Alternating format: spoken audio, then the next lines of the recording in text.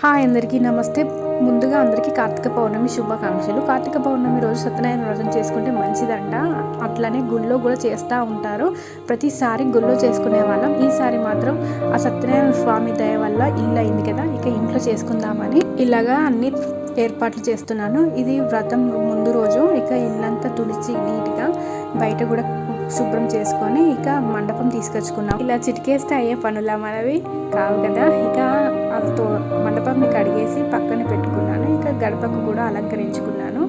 అయ్యగారు ఉదయాన్నే 6ంటికే వస్తానన్నారు. ఇక అంత తొందరగా పనులు అవుతాయో కావో అని గడపకు కూడా ఇలా కలుపుకున్నాను. లక్ష్మీదేవి అంట గడపను ముగ్గును చూసే ఇంట్లోకి వస్తుందంట. మనం ఎంత కలగా పెట్టుకుంటే అంత కలగా అంత సంతోషంగా వస్తుందంట అమ్మవారు. ఇక ఇలాగా నా శక్తి మేరకు మనం ఇంతనే వేసుకుంటాను, ఇంతేనా సింపులేనా అని ఎప్పుడు అనుకోవద్దు. మనకున్న స్తోమతను బట్టే చేసుకోమంటాడు దేవుడు ఎవరైనా సరే. వాళ్ళు ఇచ్చిన దానికి కృతజ్ఞతతో ఈ పూజలు చేసుకోవడమే. ఈ పూజలు చేస్తే నాకు అన్ని కోట్లు లక్షలు వచ్చి నా మీద పడతాయి అని కాదు. నేను అంత ఆశతోటి నేనేం చెయ్యను.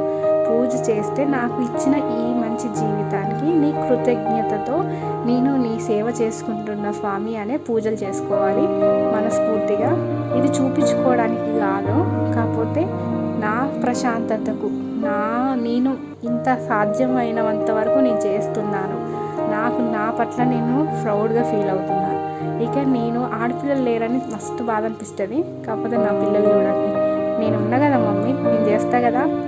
వాళ్ళు ఇద్దరు ఇంకా మా వారు మంచి సపోర్ట్ని ఇస్తారు. ఇది నేను గొప్పగా చెప్పుకోవడం కాదు, కానీ నా మనసుకు అనిపించింది నేను చెప్పుకుంటున్నా అంతే.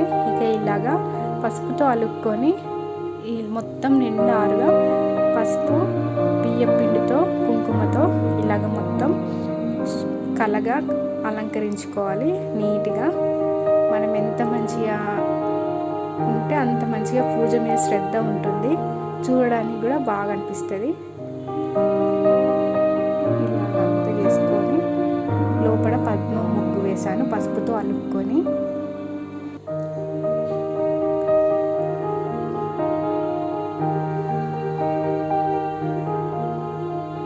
ఇక మా స్వామి కూడా నాకు చాలా సహాయం చేస్తారు. ఇక తను పూజ సామాగ్రి క్లీన్ చేస్తుంటేను నలుగురం ఉంటే నలుగురం 4 పనులు పంచుకొని మరి చేసుకున్నాము. ఇట్లా ఉండాలి కదా, ఫ్యామిలీ అంటే ఇదే కదా. మనోళ్ళని అంటే ఇదే కదా, ఒకరికొకరం సహాయం చేసుకోవడమే కదా.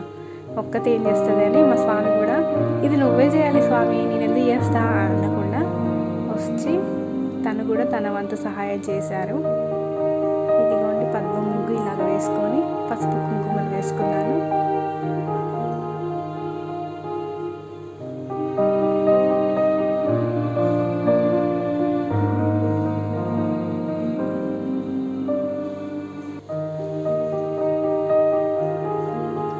ఇదంతా అయ్యేసరికి 1 గంట సేపు పట్టిందండి. ఇవన్నీ మంచిగా మొత్తం చుట్టూరా పెట్టుకోవాలి. పసుపుతో అలుక్కొని చుట్టూరా ఇలాగనే బొట్లతోటి అలంకరించుకోవాలి. మన ఓపిక, మన ఇష్టం.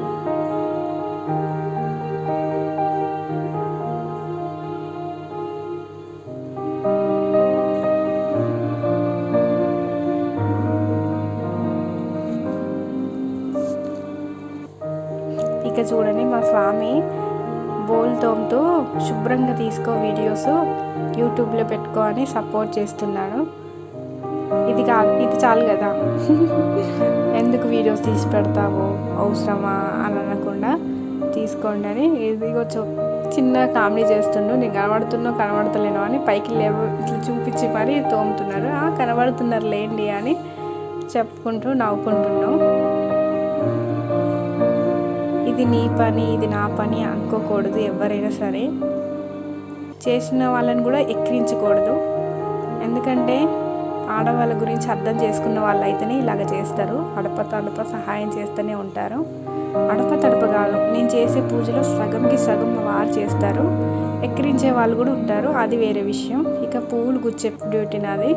ఇక ఇవన్నీ పనులు పూలు గుచ్చిస్తూ ఉంటే మా వారు ఇలాగా అలంకరించారు. పిల్లలు మాత్రం మామిడి తోరణాలు మస్తు కట్టిళ్ళు. ఇక నా పిల్లలు పెద్దగా వెళ్ళు, నాకేం బాధ అన్నట్టుగా అనిపించింది, మంచిగా అనిపించింది. ఇక ఉదయాన్నే 3:30కే లేచి బయటంతా శుభ్రం చేసుకొని ఇక పుల్లతోటి ఇలాగ అలంకరించుకున్నాను. ఇది ఉదయం వీడియో అండి. ఉదయాన్నే ఇలాగ ఇల్లు కూడా శుభ్రం చేసుకున్నాను. ఇక మేము కార్తీక పౌర్ణమి రోజు ఇలాగ నువ్వులు, ఉసిరికాయ దంచుకొని తలస్నానాలు చేస్తాము. ఇక అలాగనే తులసమ్మ కాడ ఉసిరి కొమ్మ పెట్టి పసుపు దారంతో 3 ముళ్ళు వేసి అక్షంతలు, పసుపు, కుంకుమలు వేసుకుంటాము. ఇదిగోండి ఇంట్లో పూజ ఇలాగ చేసుకున్నాము. ఇక బయట తులసమ్మ కాడ ఉసిరికాయ దీపాలు పెట్టి, ఉసిరి కొమ్మ పెట్టి, పసుపు, కుంకుమలు ఇంకా అక్షంతలు వేసి ఇలాగ కళ్యాణం చేసినట్టుగా ఉసిరి దీపాలు పెట్టి పూజ కూడా అయిపోయింది. ఇక నైవేద్యానికి సత్యనారాయణ వ్రతానికి కేసరే కదండి, రవ్వ కేసరి ఇలాగ చేశాను. నెయ్యి మంచిగా గోల్డెన్ కలర్ వచ్చేంత వరకు వేయించుకున్నాక యాలకుల పొడి వేసి మరిగే నీళ్ళు 1 కప్పుకు 3 కప్పులు నీళ్లు పోసుకొని 1 కప్పు రవ్వకు 1 కప్పు నెయ్యి 1 కప్పున్నర చక్కెర తీసుకొని ఇలాగ చేశాను. మస్తు కుదిరింది. నేను భయంగా చేస్తాను కదా, అవే బాగా కుదురుతాయి. నిజంగా మస్తు అనిపించింది నాకు. తినేవాళ్ళు సంతోషంగా సంతృప్తిగా తినాలనే. ఇక ఇదిగోండి నెయ్యి బాగా వేసి చేశాను. అయ్యగారు వచ్చేసరికి అన్ని పనులు పూర్తి చేసుకొని కూర్చున్నాను.